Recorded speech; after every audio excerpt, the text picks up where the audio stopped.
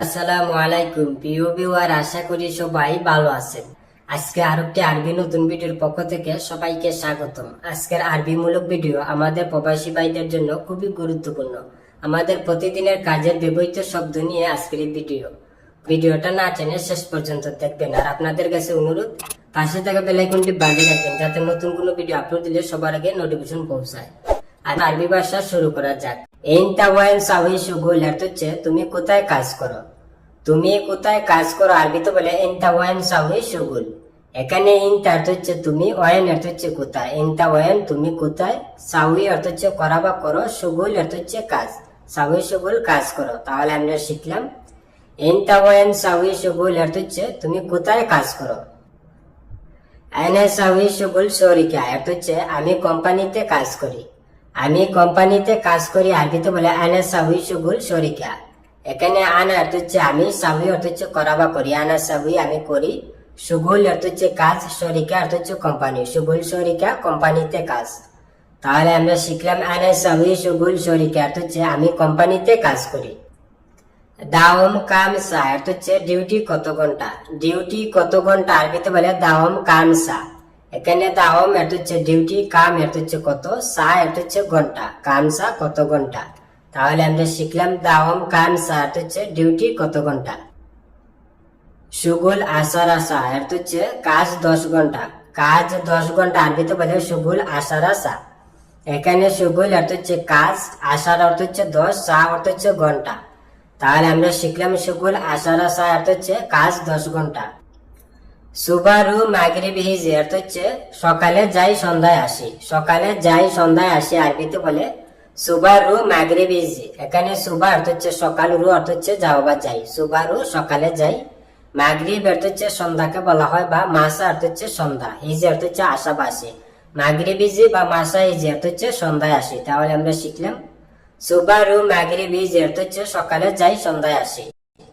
তাহলে হ্যাঁ না জিপ বাতাকা অর্থ হচ্ছে এদিকে আসো আইডি দাও। এদিকে আসো আইডি কার্ড দাও আরবিতে বলে তাল হ্যাঁ না জিপ বাতাকা। এখানে তাল অর্থ হচ্ছে আসা বা আসো, হ্যাঁ না অর্থ হচ্ছে এখানে। তাল হ্যাঁ না এখানে আসো বা এদিকে আসো। জিপ অর্থ হচ্ছে দেওয়া বা দাও বা নিয়ে আসো। বাতাকা অর্থ হচ্ছে আইডি। জিপ বাতাকা আইডি দাও। তাহলে আমরা শিখলাম তাল হ্যাঁ না জিপ বাতাকা অর্থ হচ্ছে এদিকে আসো আইডি দাও। আনা জেদিদ বাতাকা মাফি অর্থ হচ্ছে আমি নতুন আইডি নাই। আমি নতুন আইডি নাই আরবিতে বলে আনা জেদিদ বাতাকা মাফি। এখানে আনা অর্থ হচ্ছে আমি, জেদিদ অর্থ হচ্ছে নতুন। আনা জেদিদ আমি নতুন, বাতাকা অর্থ হচ্ছে আইডি কার্ড, মাফি অর্থ হচ্ছে না বা নাই। বাতাকা মাফি আইডি নাই। তাহলে আমরা শিখলাম আনা জেদিদ বাতাকা মাফি অর্থ হচ্ছে আমি নতুন আইডি নাই। আতি আনা শুফ অর্থ হচ্ছে দাও আমি দেখি। দাও আমি দেখি আরবিতে বলে আতি আনা শুফ। আতি অর্থ হচ্ছে দাও বা দাও, আনা অর্থ হচ্ছে আমি, শুফ অর্থ হচ্ছে দেখা বা দেখি। তাহলে আমরা শিখলাম আতি আনা শুফ অর্থ হচ্ছে দাও আমি দেখি, বা জিব আনা শুফ অর্থ হচ্ছে দেও আমি দেখি।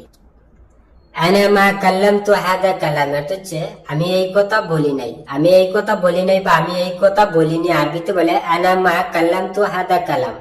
এখানে আনা অর্থ হচ্ছে আমি, মা কাল্লাম তো, কালাম অর্থ কথা বলা, মা কাল্লাম তো বলি নাই। হাদা অর্থ হচ্ছে এটা বা এই, কালাম অর্থ কথা, হাদা কালাম এই কথা। তাহলে আমরা শিখলাম আনা মা কাল্লাম তো হাদা কালাম অর্থ হচ্ছে আমি এই কথা বলি নাই বা আমি এই কথা বলিনি।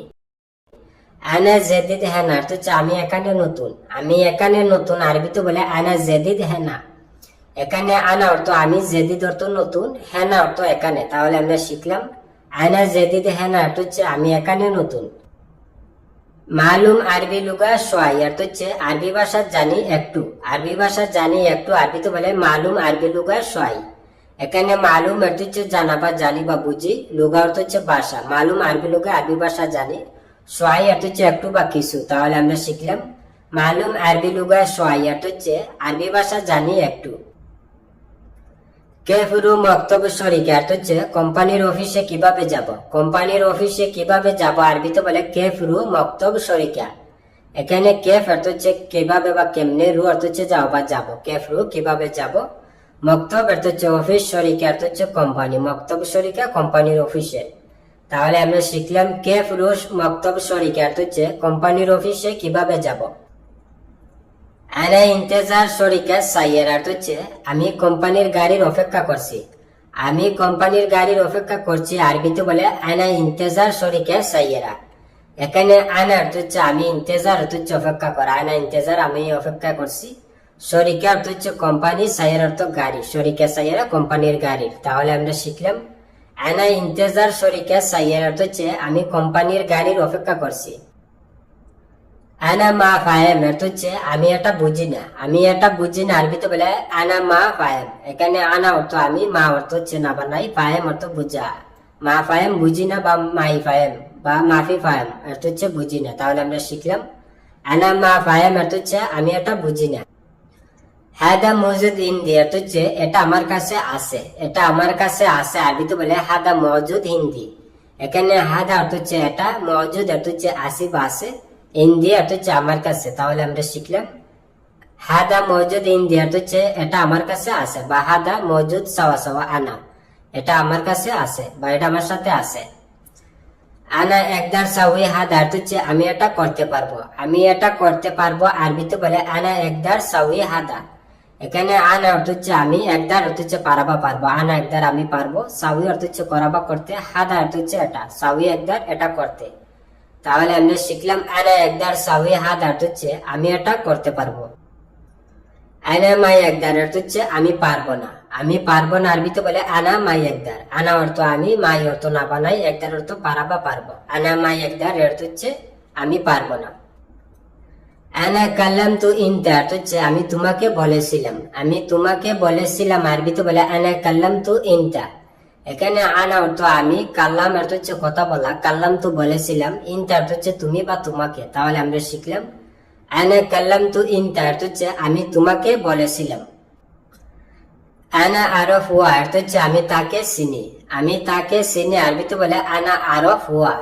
এখানে আনা অর্থ আমি, আরফ অর্থ হচ্ছে জানি বা চিনি, হুয়া অর্থ হচ্ছে সে বা তাকে। তাহলে আমরা শিখলাম আনা আরফ হুয়া অর্থ হচ্ছে আমি তাকে চিনি বা আমি তাকে জানি।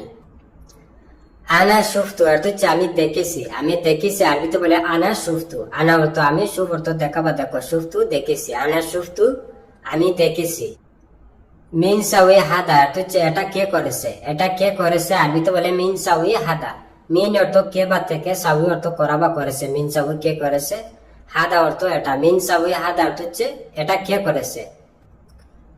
আনা মাফি মালুম অর্থ হচ্ছে আমি জানি না, আমি জানি না, আরবিতে বলে আনা মাফি মালুম। এখানে আনা অর্থ আমি, মাফি অর্থ না, মালুম অর্থ জানা বা বুঝা, বা আরফ অর্থ হচ্ছে জানি। আনা মাফি মালুম এর অর্থ হচ্ছে আমি জানি না, বা আনা মা আরফ অর্থ হচ্ছে আমি জানি না, বা আনা মা আদরি অর্থ হচ্ছে আমি জানি না।